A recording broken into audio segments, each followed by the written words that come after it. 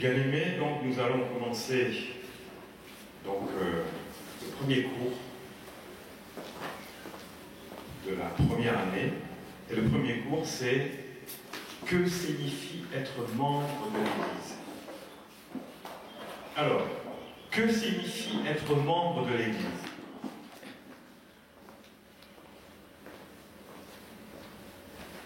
Là, il est question de nous, mais aussi de l'Assemblée.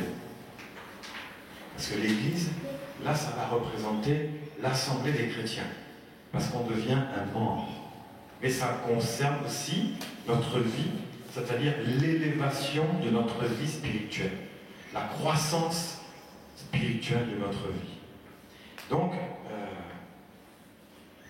nous avons une feuille, la deuxième feuille, explique, vous voyez donc tous ces carrés, vous les avez.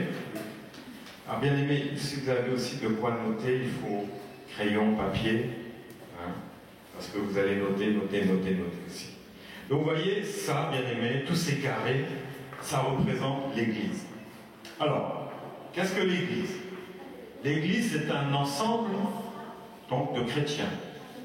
Et donc vous voyez qu'il y a 5 carrés. Les 5 carrés vont représenter donc l'ensemble de l'Église. Et vous voyez que tout autour, il y a un vide.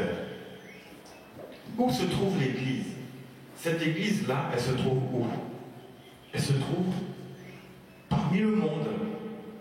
Donc tout ce qui est en dehors de ces carrés représente le monde. Tout ce qui est en dehors de cet endroit-là, c'est le monde. Alors, les cours, bien aimés, c'est un échange. Si vous avez une question à poser, posez-la. C'est ça le but. Ça permet de comprendre, de bien assimiler, et moi-même, je vous poserai des questions. On est d'accord? C'est comme ça qu'on va bien comprendre. S'il y a un doute, n'hésitez pas à poser une question. Voilà. Donc, l'Église, bien aimée, ça représente tous ces carrés. Alors, on peut distinguer dans l'Église, vous pouvez écrire, on peut distinguer dans l'Église que signifie membre de l'Église? Non, dans l'Église, on peut distinguer de petits points. Problème de crayon, de stylo. Tu passes devant la caméra, faut hésiter. Sinon, on va te repérer. Alors, donc, dans l'Église, on peut distinguer de petits points. Qu'est-ce qu'on voit en premier, tout en haut? La communauté. Alors, la communauté, vous voyez, elle se trouve à la limite du monde. En dehors de l'Église, c'est le monde. Le monde n'est pas dans l'Église. L'Église est dans ce monde, mais elle n'est pas de ce monde. Comme disait Paul, je suis de ce monde, dans ce monde, mais je ne suis pas de ce monde. Donc, bien aimé, vous voyez qu'autour de ces carrés, c'est le monde. Quand on rentre ici, on vient d'où? Du monde. Et maintenant, les premières personnes qui rentrent pour la première fois dans l'Église, c'est ce qu'on appelle la communauté. La communauté.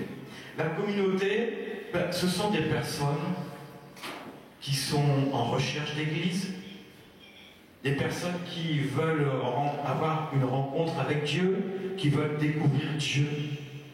C'est des personnes qui veulent recevoir l'Évangile.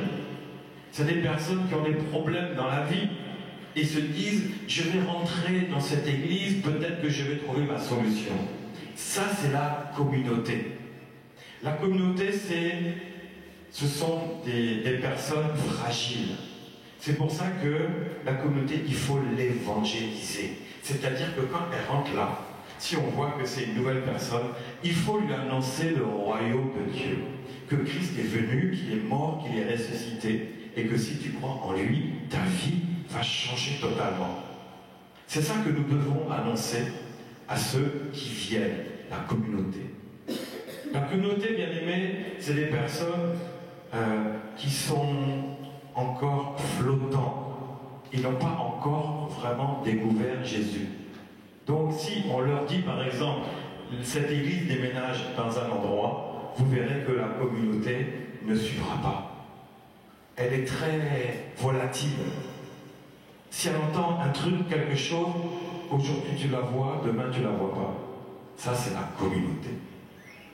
Ensuite, donc vous écrivez, la communauté est à évangéliser. La communauté est à évangéliser. Donc maintenant, qu'est-ce qu'on voit après la communauté? C'est la foule. La foule, elle a déjà avancé. Elle a déjà fait, elle est sortie de la communauté, elle est déjà avancée d'un cran. La foule, c'est des personnes qui se disent, oui, maintenant, je veux marcher avec Jésus. J'ai compris que ma vie sans Jésus n'a pas de sens. Je comprends que c'est Jésus qui va organiser, qui va traiter ma vie, qu'avec Jésus, je vais vivre une nouvelle vie. Ça, ils ont compris. Donc vous écrivez, la foule est à nourrir. La foule est à nourrir. À nourrir. Mais vous voyez que elle est encore un peu au bord. Donc le chrétien maintenant, qui est rentré dans la foule, maintenant il faut le faire avancer où? Comme membre. Vous voyez, aujourd'hui c'est le cours pour devenir membre de l'Église. C'est-à-dire que aujourd'hui même, tu as eu ce cours, là, tu es membre. Amen. Tu deviens membre. On va voir après ce que c'est qu'un membre, parce que c'est ça qui nous intéresse aujourd'hui. C'est vous amener à Jésus. Amen. Donc, membre bien-aimé, on n'est plus dans la communauté, on n'est plus dans la foule. On a encore avancé. Maintenant, on commence à s'installer dans l'église. Le membre, bien-aimé, c'est quelqu'un que tu vas voir à chaque réunion, tous les dimanches, tous les vendredis, aux réunions de prière, tu vas voir le membre. Mais tu ne verras pas forcément la communauté ou la foule. Si il neige ou il fait froid, la communauté va dire non, je reste à la maison. Mais le membre, il a dépassé ça. Il a dit, quelles que soient les circonstances, je suis là. Je viens. Alors le membre, c'est des personnes que maintenant on peut réunir. Celui qui est membre dit à mon frère, ma soeur, est-ce qu'on peut se voir tel jour? On a quelque chose à faire ensemble. Et on peut compter sur eux parce qu'ils vont se réunir, ils seront là aux réunions. On peut dire qu'il y a la réunion de tel jour, le membre viendra à la réunion. Sauf s'il a une urgence, parce qu'il peut avoir une raison valable de ne pas venir. Mais maintenant, les prétextes s'en vont. Le prétexte maintenant, oh, je me sens fatigué, je ne vais pas venir. Ça, c'est les prétextes. Vous voyez? Donc, le membre ne marche plus dans les prétextes. Mais il peut être absent pour des raisons valables. Disant, ah, excusez-moi, là, on m'avait retenu dans mon travail, ou on m'avait retenu dans la maison, ou autre chose. On comprend. C'est des choses qui peuvent se comprendre. Mais on ne doit plus être vif dans les prétextes. Je suis fatigué, je n'ai pas envie, il y a un match ou un bon film à la télé, je vais rester à la télé. Ça, bien aimé, là, ils ne sont pas encore membres. Le membre, bien aimé, c'est celui que l'on réunit. Ensuite, avançons un peu et on va voir quoi? Les engagés. Les engagés. Voyez maintenant, on rentre un peu dans le cœur de l'Église. Les engagés, ce sont des personnes qui étaient membres, qui se sont réunis, et maintenant qui commencent à servir le Seigneur. Vous voyez, vous pouvez écrire les engagés, ce sont ceux à qui on peut lancer un défi. Des personnes sur qui on peut compter situation. On peut leur lancer un défi, on peut compter sur eux dans toute situation. Donc, on voit la communauté, la foule, les membres, les engagés. Vous voyez, bien aimé, ici, quand on devient membre et engagé, s'il y a un problème dans l'assemblée, sur qui on va compter, à votre avis? Est-ce qu'on va compter sur la communauté? Est-ce qu'on va compter sur la foule? Sur les membres et les engagés. Mais je vais vous dire une réalité. La communauté et la foule, si vous voyez que dans l'église, il y a 50 personnes ou 100 personnes, je vais vous dire une réalité. Ça, c'est la réalité de l'église actuelle. Plus de la moitié, même les 3/4, seront dans cette partie-là. C'est pas parce que vous voyez du monde que vous voyez des personnes qui ont donné leur vie à Jésus. Ça, c'est clair. S'il y a un grave problème dans l'église, vous allez voir qui va fuir et qui va rester. Ceux qui vont fuir, c'est la communauté et la foule. Eux, ils se disent, je m'en vais à l'église. La foule dit, je vais à l'église. La communauté dit, je vais à l'église. Mais les membres disent, je vais dans mon église. Les engagés disent, je vais dans mon église. La foule dit, j'ai fait tomber un Kleenex par terre, c'est pas grave, c'est pas mon église. Même si je salis, si je vis des enfants qui salissent, c'est pas grave. Il y a des gens qui sont là pour nettoyer. Ils vont pas ramasser. Mais bien aimé, le membre, lui, va se dire, ça c'est ma chaise. Même s'il n'a pas payé. Là où il est rentré, où il a reçu Jésus, tout ce qui est là, même s'il n'a même pas donné 1 euro, ça lui appartient. Il va prendre soin de la salle, il va prendre soin du matériel, il va prendre soin des locaux. Pourquoi? Parce qu'il va dire, c'est mon église. C'est des personnes qu'on peut appeler des personnes sur qui on va pouvoir compter. Pourquoi? Parce qu'ils ont entamé maintenant une relation avec le Seigneur Jésus-Christ. Amen. C'est cela maintenant. Et c'est des personnes qui seront droites. La critique, c'est la foule. Le jugement, c'est la communauté. Mais les membres, les engagés, ils ont quitté. Ils ont quitté les critiques, les jugements. Parce que quand on est nombreux comme ça, on peut tomber facilement dans le jugement, dans la critique. Ça, c'est la communauté, c'est la foule. Mais le membre et l'engagé, il a avancé en eau profonde. En eau profonde. La foule et la communauté, ils sont au bord de l'eau, ils ont les pieds dans l'eau. On sent un peu le Saint-Esprit, ça rafraîchit un peu, mais c'est tout. Mais le membre, il est rentré dans la mer. L'engagé, il est encore rentré dans la mer. La Bible dit, vous pouvez avoir l'eau aux chevilles, aux genoux ou aux reins. C'est ça. C'est maintenant avoir une relation poussée avec le Saint-Esprit. Donc, vous voyez ces 4 parties-là. Maintenant, la partie du milieu, qu'est-ce que c'est? Les consacrés. C'est qui les consacrés? Ceux qui ont reçu un appel sur leur vie. Les ministères, c'est ça. L'appel de Dieu. Donc là, dans les consacrés, on peut voir les 5 ministères. Dans les membres, c'est là qu'on va pouvoir voir des diacres, des diaconesses. Dans les engagés, on va pouvoir voir des anciens.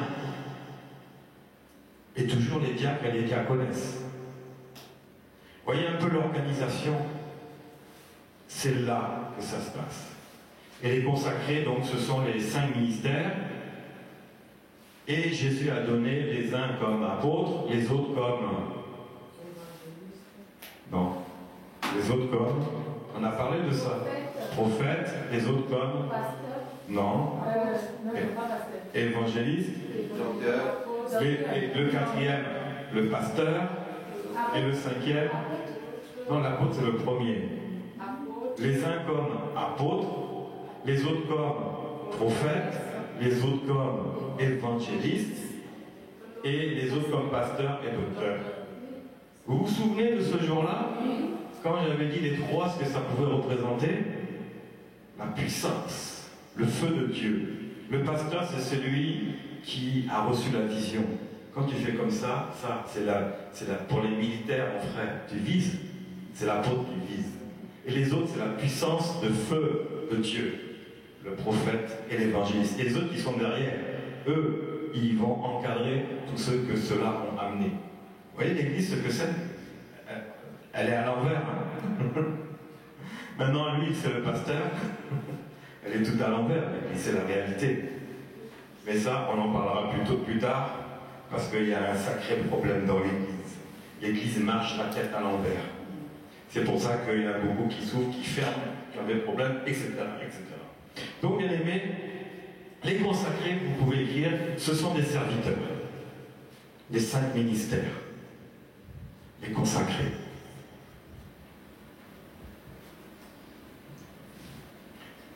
Les consacrés, ce sont des serviteurs dans les 5 ministères. Voilà. Donc là, on a vu maintenant comment est répartie une assemblée chrétienne, qu'on appelle une église. Elle est composée de la communauté, de la foule, des membres, des engagés, des consacrés. Donc, alors, nous allons voir que finalement, l'église, elle est coupée en deux. Elle est coupée en deux. Il y a la première, vous pouvez écrire première catégorie, la communauté et la foule. La communauté et la foule. Première catégorie. Alors, ce sont des personnes qui viennent, ça peut être des bébés spirituels, des nouveaux chrétiens, ou des chrétiens égarés qui cherchent une église. Donc, première catégorie, la communauté et la foule. C'est écrit dessus, hein?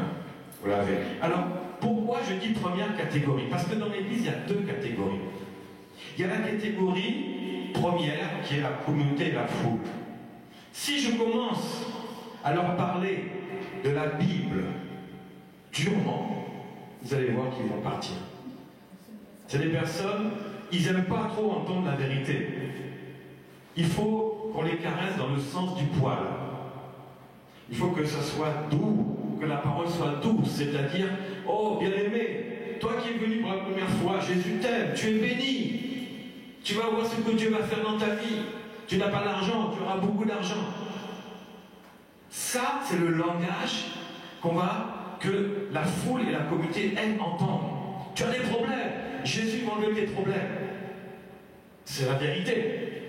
Mais c'est plus compliqué que ça. Mais si on explique vraiment, réellement comment ça se passe en Jésus, tu leur dis ça, ils vont fuir. Maintenant, si on leur dit, je porte ta croix maintenant, en Jésus tu seras combattu. En Jésus tu auras beaucoup d'attaques, mais tu auras la victoire. Qu'est-ce qu'ils vont faire? Beaucoup vont fuir. C'est pour ça qu'il y a 2 catégories. La première catégorie, il faut leur dire des bonnes choses. Mais le problème, c'est que la deuxième catégorie n'a pas envie d'entendre ça. Parce que c'est pas ça qui l'intéresse. La deuxième catégorie veut connaître la vérité, pas les promesses de Jésus. Oh Jésus, tu es béni. Oh Jésus, tu as ceci. Mais ceux qui sont membres, engagés, consacrés, n'ont pas envie d'entendre ces langages de complaisance pour faire plaisir à des gens. Vous voyez, l'église, le problème c'est ça. On a tendance à trop faire plaisir aux gens. Mais non, tu vas priver une bonne catégorie, qui est la deuxième catégorie, de la vraie nourriture spirituelle. Et l'église ne pourra pas avancer. Alors vous allez noter, vous voyez, c'est déjà écrit. Là, sur la feuille, vous n'avez pas besoin d'écrire, on va le lire. Dans la deuxième catégorie, il y a quoi? Les membres, les engagés et les consacrés. Donc, vous voyez, l'église est coupée en 2. Actuellement, l'église est coupée en 2. Lorsque si on doit faire une réunion avec des personnes où on doit faire un travail spécial, on va appeler qui? Les membres, les engagés, les consacrés. Les autres, on ne peut pas les appeler. Parce qu'ils vont venir, ils ne vont pas venir, ça va être... Et puis même, ils ne vont rien comprendre. Parce que la deuxième catégorie, on leur envoie des paroles lourdes, des paroles de vérité, des paroles puissantes, des paroles où on va prêcher la sainteté, la sanctification, comme nous sommes en train de... Nous sommes rentrés dans ces périodes où nous parlons beaucoup des problèmes de l'Église et des problèmes de nos vies. Pourquoi? Pour que notre vie soit vraiment en conformité avec Dieu. Et ça c'est ce que nous avons besoin d'entendre. Parce que si tu m'entends toute ta vie, Jésus t'aime, tu es béni, à la fin, tu vas faire quoi? tu vas partir. C'est quelle nourriture ça? Mais le problème, c'est que on veut faire plaisir à cette catégorie-là au détriment de l'autre catégorie qui a besoin d'avancer. Et c'est pour ça que l'Église n'avance pas. On préfère maintenir du monde que de nourrir des personnes qui aiment Jésus, qui ont donné leur vie à Jésus, et ceux-là, ils ne seront pas nourris. Voilà le problème de l'Église actuelle. Alors, j'ai écrit en bas, c'est déjà écrit, c'est le constat de l'Église actuelle. Mais ce n'est pas la réalité vécue dans les actes des apôtres, où tous ne formaient qu'un cœur et qu'une âme. Voyez ça, bien aimé, ça. En fin de compte, ce schéma-là, c'est la réalité de l'Église moderne, l'Église actuelle, l'Église des derniers temps, voilà comment elle est. Mais si on veut regarder dans Actes des Apôtres, ce n'était pas ça l'Église. Voilà ce qu'elle est devenue, parce que l'homme maintenant s'est corrompu avec la parole de Dieu. La parole de Dieu était vérité, elle était pure, elle était puissante. Mais à un moment, l'État a dit, nous, si on est intéressé, on va rentrer dedans, mais accepter aussi nos conditions. Donc l'Église s'est prostituée. C'est pour ça que voilà les conséquences de la prostitution. Nous payons les conséquences de la prostitution. C'est-à-dire que l'Église a épousé tout ce qui peut être État, tout ce qui peut être politique. Et ça ne date pas de maintenant. Ça a commencé au IVe siècle, où maintenant des rois ont imposé leurs lois dans l'Église. Et l'Église avait peur à accepter. Il y a eu un compromis, en échange, je vais te donner de l'argent. Voilà, cupidité. C'est là que la cupidité est rentrée dans l'Église. C'est pas d'aujourd'hui. La cupidité, au moins, a 16 siècles d'existence. Si nous l'avons chassée avant-hier, elle avait 16 siècles. Quand tu dis Église, le mot cupidité est rattaché à l'Église. Depuis 16 siècles, bien aimé. Ce n'est pas nous qui l'avons créé, cela. Nous sommes rentrés dans cet état-là. Donc ça, bien aimé, ce schéma représente l'Église actuelle, l'Église moderne, l'Église des derniers temps. Mais l'Église des premiers temps, qui est l'Église de Jésus-Christ, où les 12 apôtres ont été mis en place, ne marchait pas dans ce système-là. Parce que la Bible dit que ceux qui avaient cru dans la puissance du Saint-Esprit, 5000 personnes donnaient leur âme à Jésus, les apôtres étaient dépassés. Parce que maintenant, tous étaient ensemble. La Bible dit qu'ils ne formaient plus qu'un seul cœur et une seule âme, jusqu'à mettre tous leurs biens en commun. Est-ce que vous voyez ça dans l'Église actuelle? Non, parce que la corruption s'est installée, la cupidité s'est installée. Donc, ce schéma-là n'est pas le schéma de Jésus. Le schéma de Jésus, il est dans les 3 derniers. La foule, la communauté, c'était en fin de compte le monde. Mais lorsqu'il recevait Jésus, il rentrait aussitôt comme membre engagé et il devenait rapidement consacré. Parce que la Bible dit, dans Ézéchiel et puis aussi dans Jérémie, que je te connaissais quand tu étais dans le ventre de ta mère, je te connaissais déjà, je t'avais établi et je t'avais consacré. Qui c'est qui consacre? C'est Dieu. Et là, qui c'est que nous voyons qui consacre? C'est les hommes. Vous voyez le problème? Mais dans l'église des Actes des Apôtres, ça ne marchait pas comme ça. Comme il y avait beaucoup de monde dans l'église, les apôtres étaient en train de servir à la table. Ils se sont dit, c'est pas possible. Nous, on va se libérer de cette tâche-là. On va demander à l'Assemblée maintenant de choisir parmi eux 7 personnes remplies du Saint-Esprit, de sagesse et de connaissance et de bon comportement. Donc, l'Assemblée s'est réunie. Ils ont choisi 7 personnes qu'on appelait des diacres. Parmi eux, il y avait Étienne et Philippe. N'est-ce pas? C'est ceux qui sont connus. Mais quand ils ont présenté, l'Assemblée a présenté 7 personnes, les apôtres ont trouvé cela bien. Et qu'est-ce qu'ils ont fait? Ils ont imposé, ils ont prié pour voir si c'était vraiment la volonté de Dieu d'abord. Et quand ils ont vu que c'était la volonté de Dieu, ils les ont consacrés, ils ont prié pour eux et que l'onction maintenant les accompagne. Qu'est-ce qui s'est passé? Ils étaient tout de suite rentrés comme membres, diacres. Vous voyez, la foule La communauté, ça ne faisait pas partie de l'église, elle était à l'extérieur. Mais maintenant, dans ces temps derniers, la foule, la communauté sont rentrées et l'église est bloquée, elle n'avance pas, elle est fragile, il faut qu'il y ait du monde pour faire montrer que l'église est puissante, mais c'est faux. L'église puissante, c'est là où tout le monde soit se retrouver entre membres, engagés et consacrés. Et donc, bien aimés, nous pouvons voir que Philippe, qui était un diacre, parti en Samarie, a commencé à annoncer la parole de Christ, il a commencé à évangéliser.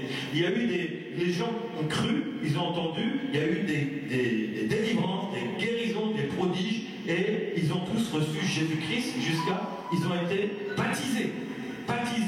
Et parmi eux, bien aimé, il y avait Simon le magicien, lui aussi qui a été baptisé. Là, quand la puissance du Seigneur vient, même les magiciens se font baptiser. Alors qu'ici, dans les églises, vous voyez que les sorciers rentrent, ils sortent, mais ils ne prennent pas le baptême, ils sont là pour détruire les églises. Mais là, dans l'église primitive, les sorciers donnaient leur vie à Jésus.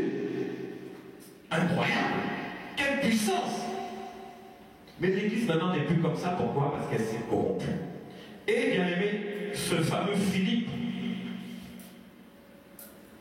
dans Acte 21, lorsque Paul est venu lui rendre visite, il est venu dans la maison de Philippe l'évangéliste, qui avait 4 filles qui prophétisaient.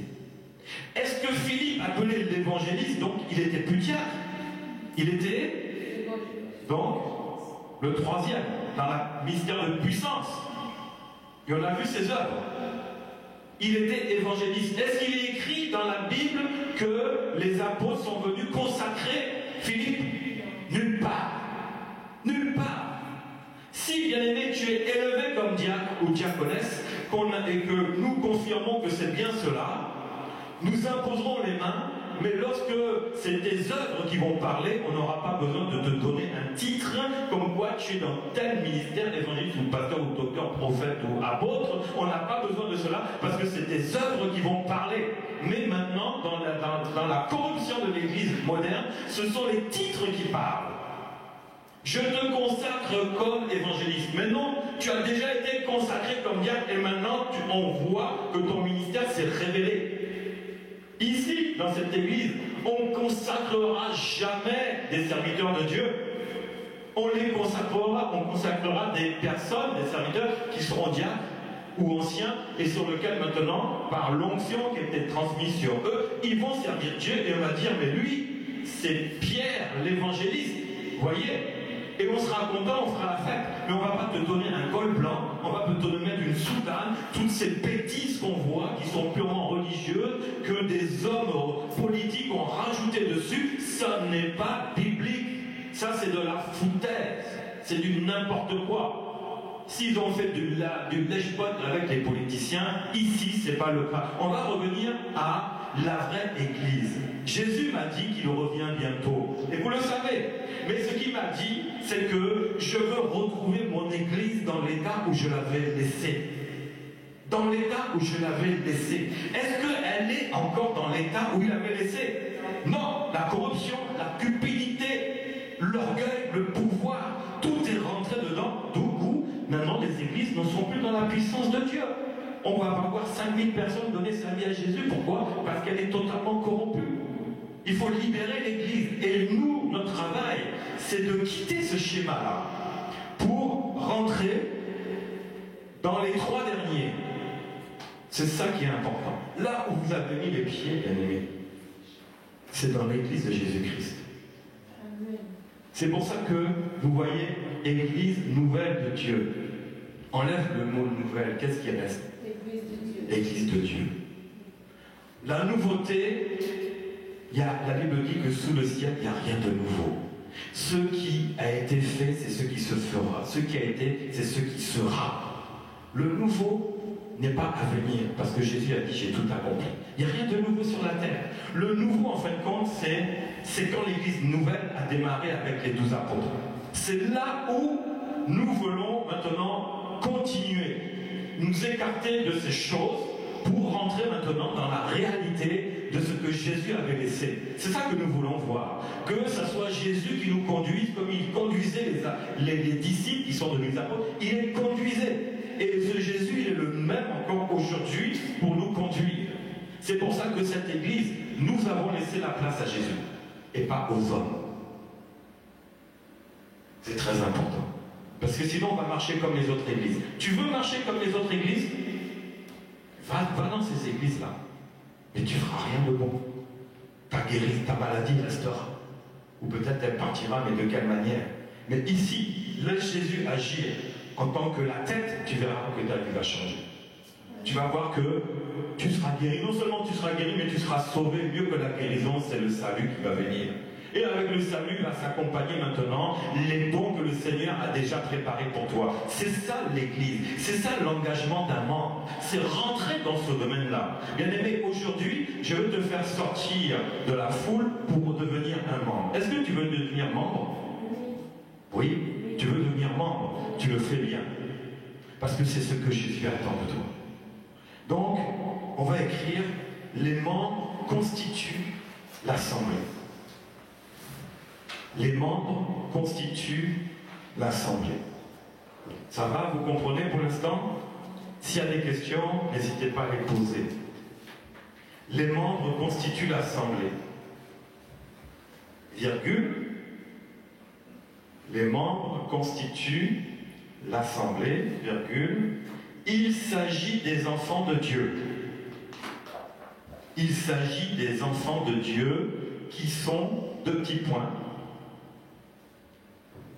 Alors, des enfants de Dieu, vous voyez bien que là, on ne parle plus de communauté de foule. On parle de enfants de Dieu. Deux petits points. Alors, vous allez écrire les gens de la maison. Les gens de la maison.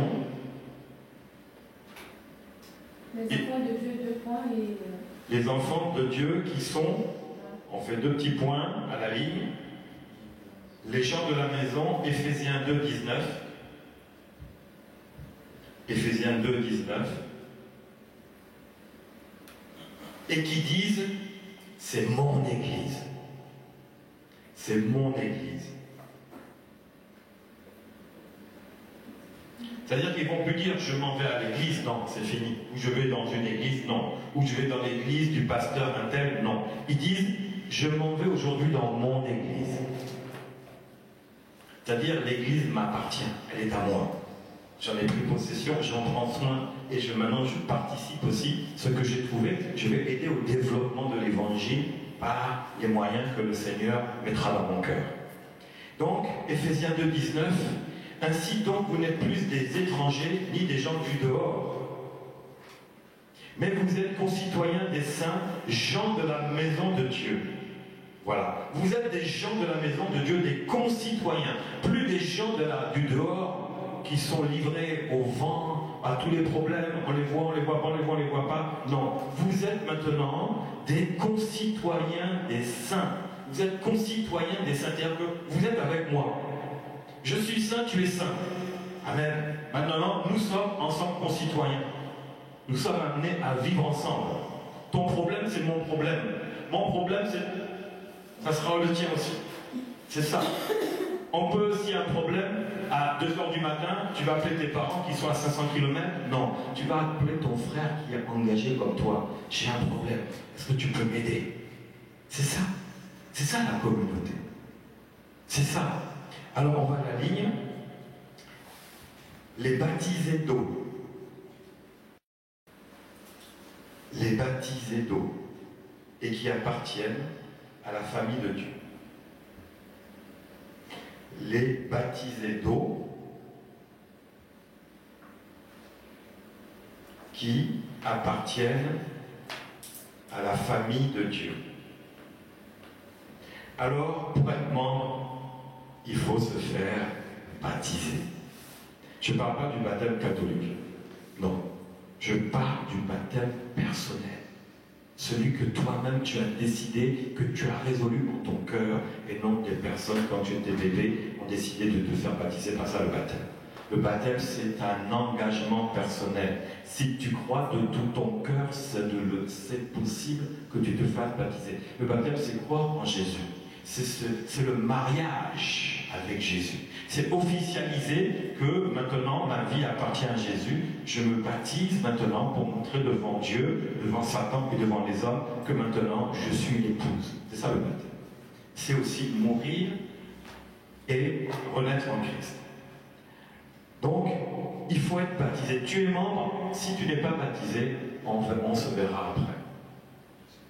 Ensuite, vous allez à la ligne. Ce sont des personnes utiles. Des personnes. Comment? C'est les baptisés d'eau qui sont des personnes utiles. Non, non, on va à la ligne. Les personnes utiles, car tous sont membres du corps. Les personnes utiles, car tous sont membres du corps. Donc là, c'est ce que je disais. Tu peux compter sur moi, je peux compter sur toi. Nous sommes utiles l'un à l'autre. Tu as un problème, je vais voir comment, ensemble, on va se réunir, comment t'aider. C'est ça. Parce qu'on forme une communauté. Amen. On va à la ligne. Les gens qui participent. Les gens qui participent à toutes les réunions. Les gens qui participent à toutes les réunions. Donc, entre parenthèses, qu'est-ce qu'il y a comme réunion? Le culte du dimanche. Donc on écrit le culte. Les prières. Les veillées. Les intercessions. Les réunions spéciales. Donc, l'Assemblée a un programme. Il faut que tu rentres aussi dans ce programme-là.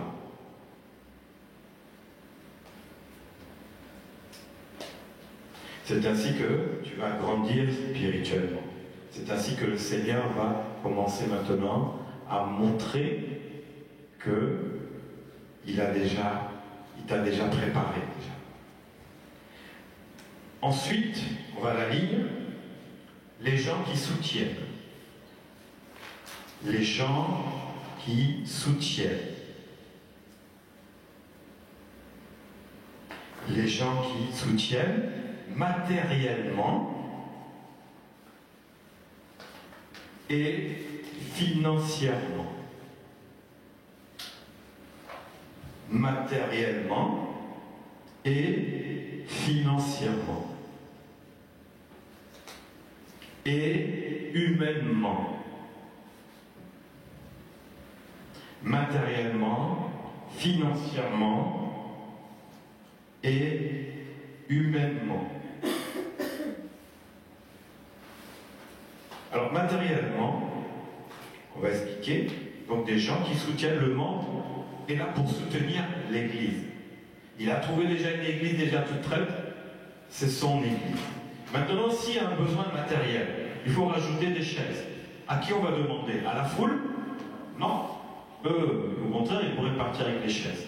Maintenant, on va demander aux membres, est-ce qu'il nous manque 10 chaises? Est-ce que chaque membre peut envoyer une chaise? Donc, ça c'est le côté matériel. Financièrement, vous savez, c'est tout ce qui est dîme, offrande. Là aussi, le membre doit s'engager dedans, parce que c'est son Église. Et humainement, c'est-à-dire que si on a besoin de quelqu'un pour...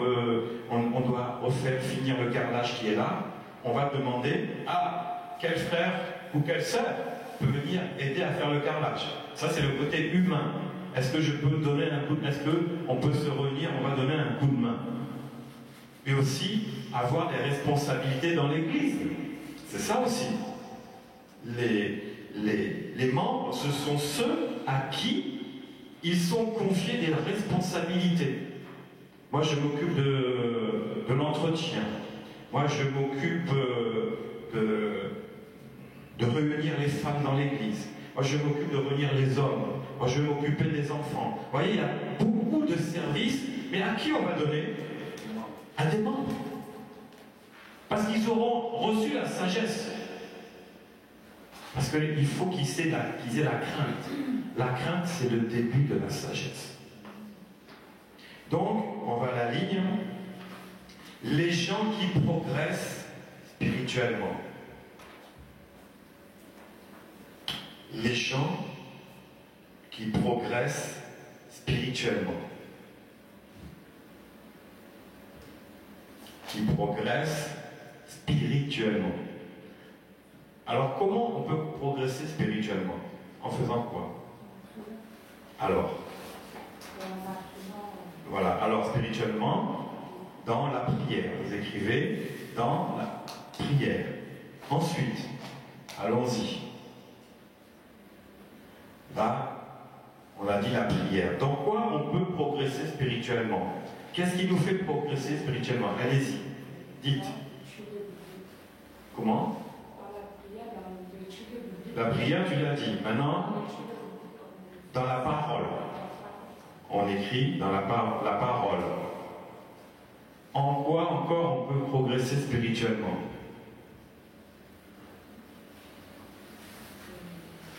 La parole nous amène à faire grandir notre foi. La foi. La foi. On écrit la foi.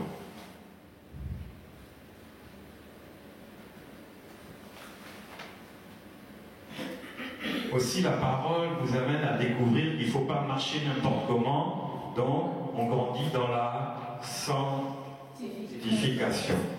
On est en plein dedans ces jours-ci. Donc vous écrivez la sanctification.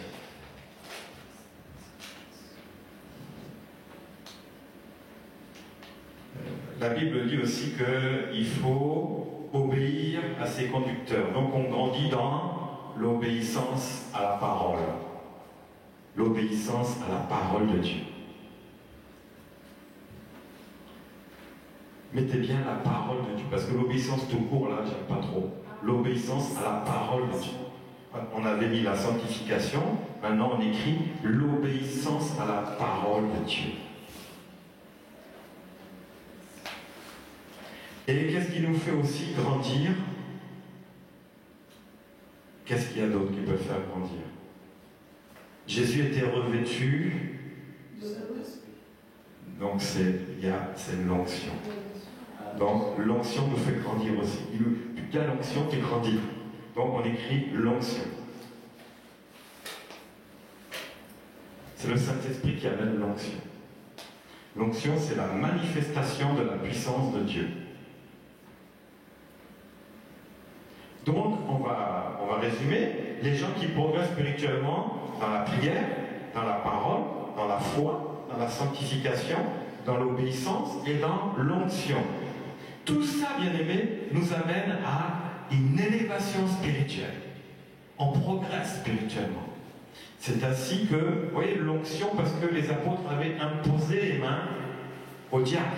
Une onction était descendue sur eux, et c'est ainsi que le diacre Philippe est parti maintenant dans une ville de la Samarie pour aller évangéliser, et il s'est passé des miracles, des guérisons, des prodiges de toutes sortes. À cause de quoi? Parce que l'onction était tombée sur eux. Sans l'onction, on ne peut rien faire. Parce que l'onction, c'est la manifestation de la puissance de Dieu. Et c'est le Saint-Esprit, maintenant, qui envoie cette onction-là. Sans l'onction, on ne peut rien faire. C'est celle qui va nous libérer. Mais pour ça, il faut être dans l'obéissance. Tu obéis à Dieu, l'obéissance vaut mieux que tous les sacrifices. Et l'obéissance, maintenant, va faire tomber une onction. Mais une onction pas possible. Ce qu'avait reçu Philippe, c'était pas possible. Voilà, donc point. Alors on va écrire l'engagement comme membre. L'engagement comme membre, c'est le minimum demandé. C'est le minimum demandé.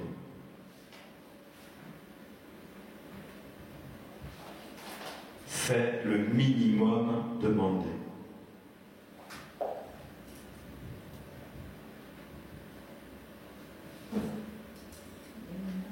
C'est le minimum demandé. Donc, le titre de ce cours, c'est « Que signifie être membre de l'Église ?» c'est-à-dire l'engagement d'un membre. Voyez donc, le membre, on va résumer, qui constitue maintenant la vraie assemblée de Dieu. C'est le membre qui constitue, à partir du membre. Donc, on dit ce sont des gens de la maison, n'est-ce pas? Ceux qui disent c'est mon église.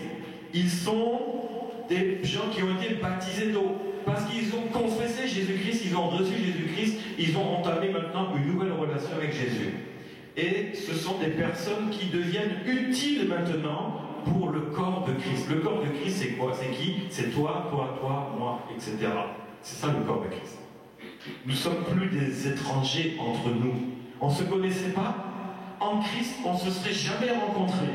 Mais par Christ, nous sommes devenus maintenant des frères et des sœurs. Mais s'il n'y avait pas eu Jésus, toi et moi, est-ce qu'on serait en train de se parler? Ça serait un hasard terrible. Mais Jésus a créé cela. Maintenant, toi et moi, on est frères et sœurs. C'est ça, être utile. C'est ça, appartenir à la famille de Dieu. Je suis ton frère, tu es mon frère. Voilà la réalité. C'est-à-dire que ton propre frère de sang, tu l'aimes, n'est-ce pas? Si tu n'as pas fait les 400 coups, tu vas l'aimer. S'il n'est pas devenu bizarre, tu vas l'aimer. S'il a un problème, tu vas tout faire pour l'aider.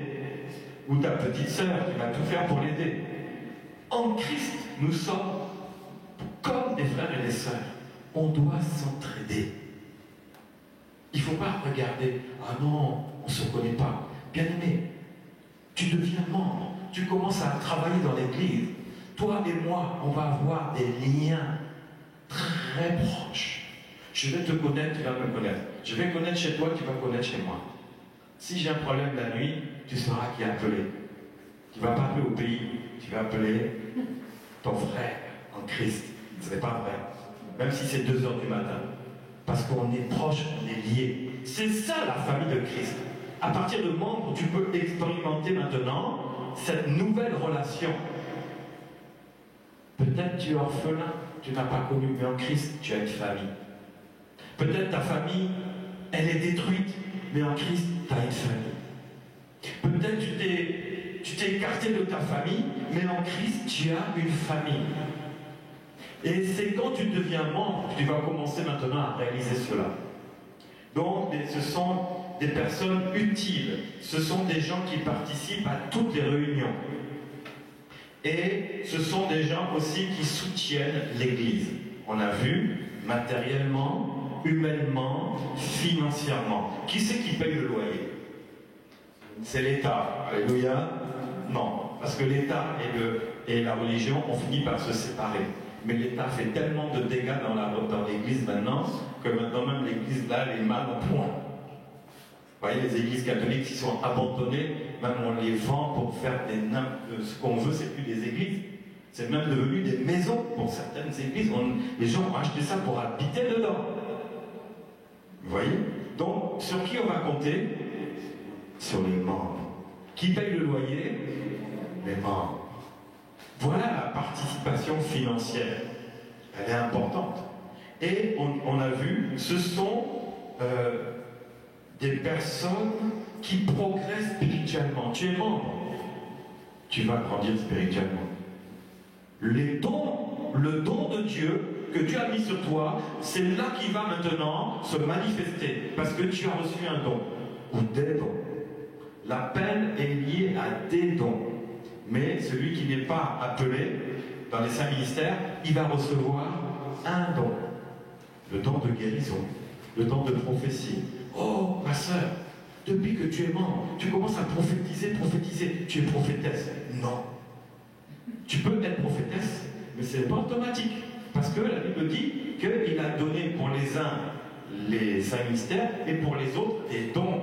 C'est-à-dire que tout le monde dans l'Église a une puissance qu'il peut utiliser. Vous vous rendez compte de ça? Oui, moi j'impose les mains et les malades sont guéris. Oh, toi tu dois être un pasteur. Non! Tu peux être un pasteur, mais tu peux être aussi un diacre et qui va imposer les mains parce qu'il a reçu le don de guérison. Vous voyez? Ça, il faut faire très attention. Mais comme c'est Dieu qui consacre, oh, toi, tu as reçu le don de guérison, je vais t'élever tout de suite comme pasteur parce que je veux te garder. Si tu es pasteur, tu vas rester dans mon église. Voyez la réalité des églises maintenant, des églises calculatrices. Pour maintenir la personne, elle va te dire, toi tu es pasteur, mais tant que tu n'as pas reçu ton titre, tu restes là pendant 10 ans dans cette assemblée. C'est la réalité. Moi, j'ai vécu ça. Je parle de mon expérience. Je parle de mon vécu. Ce n'est pas des histoires que j'ai entendues à droite et à gauche, ça me concerne. C'est ça. Mais l'Église, ce n'est pas ça, bien aimé. L'Église, c'est que Dieu nous utilise tous. Sais-tu que tu as un don de guérison? Un don de prophétie? Un don de la foi? Un don pour aussi travailler, pour soutenir les œuvres? C'est ça. Bien aimé, quand tu deviens membre, tu rentres dans ce domaine-là. Et là, on vont te dire, tu n'es pas pasteur, mais disons, quand tu parles, on dirait que tu prêches. Quand tu imposes les mains, les gens sont guéris. Tu es sûr que tu n'es pas pasteur?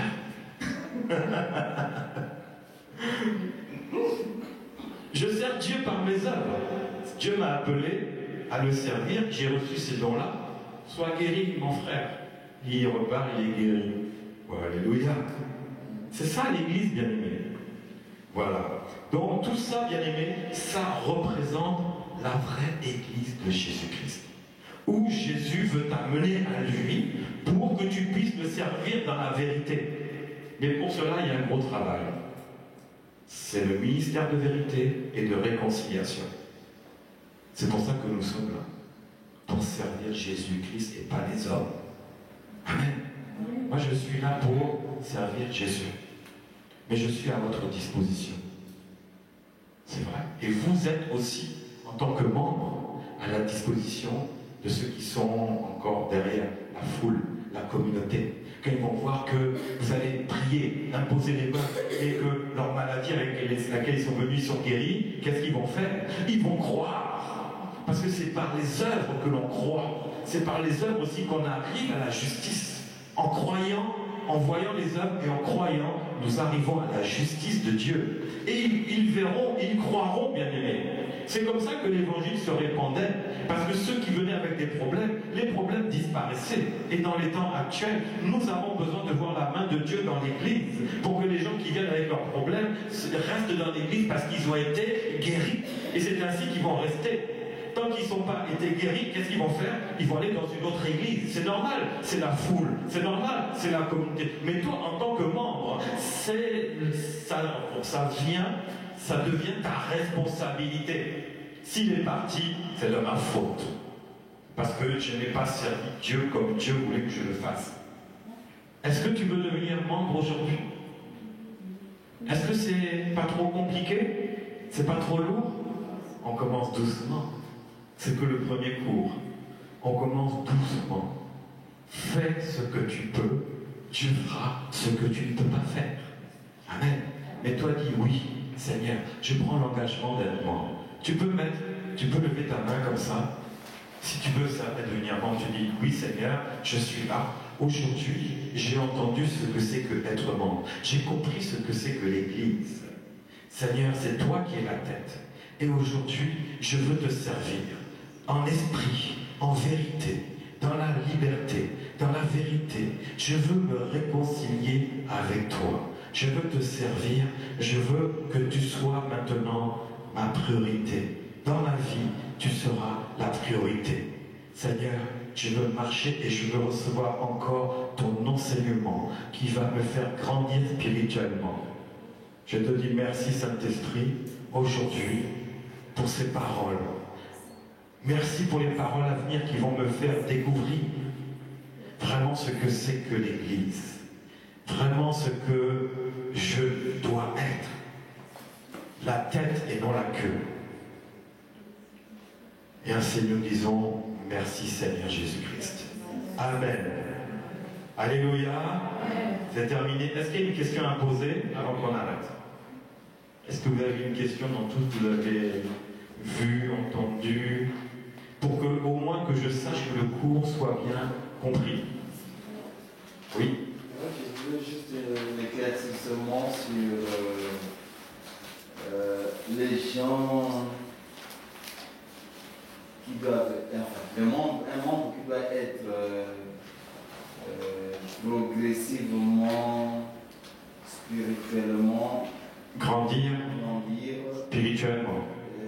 l'onction. Oui. Comment, dans l'onction, Comment grandir dans l'onction? Vous savez, comment vient l'onction? L'onction se manifeste d'abord par la gloire de Dieu. La gloire de Dieu, c'est la présence lui-même. C'est Dieu lui-même présent. Voilà d'abord. Donc c'est chercher maintenant une relation intime avec Dieu, avec Jésus. C'est ça d'abord la base. Je ne veux pas l'onction comme ça. Non, elle ne viendra pas. L'onction vient dans la relation que nous entamons avec Jésus. Tu vas t'enfermer dans ta chambre. Tu vas commencer à prier. Écouter, tu vas mettre toutes tes musiques du monde de côté. Tu vas commencer à écouter des chants. Des chants que tu aimes. Des chants chrétiens qui vont élever le nom de Jésus-Christ. Tu vas chanter. Tu vas commencer à lire plus la Bible. Tu vas commencer à faire des choses qui seront différentes. La télé, tu vas la mettre un peu de côté. Tu vas regarder un cours, un DVD, tout ce qui est lié à Jésus. Tu vas t'attacher, bref, tu t'attaches-toi à Dieu. Tu vas voir que maintenant, la gloire de Dieu, qui est Dieu lui-même, va se manifester. Et quand la gloire de Dieu est là, c'est là que l'onction arrive. L'onction, c'est quoi? C'est le résultat de la manifestation de sa puissance, qui est le Saint-Esprit. Et c'est là que l'onction, maintenant, va te revêtir. Jésus a dû se retirer dans le désert. Il a dû quitter sa famille, sa maison, toutes ses habitudes, pour se retirer près de son Dieu, pour maintenant prier. Et l'onction, la Bible dit, quand il était sorti du désert, il était revêtu du Saint-Esprit. Revêtir, c'est quoi? Si tu me touches, ce n'est pas ton habit que tu vas toucher, c'est ce qui va déborder, c'est l'onction. Et c'est Dieu que tu touches.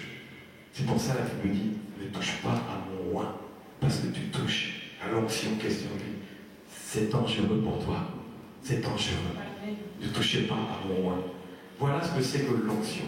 L'onction, c'est la conséquence de la relation que nous entamons avec le Dieu Tout-Puissant, avec Jésus-Christ. Le Saint-Esprit maintenant va... Voilà l'onction. Une autre question? Onction? O-N-C-T-I-O-N.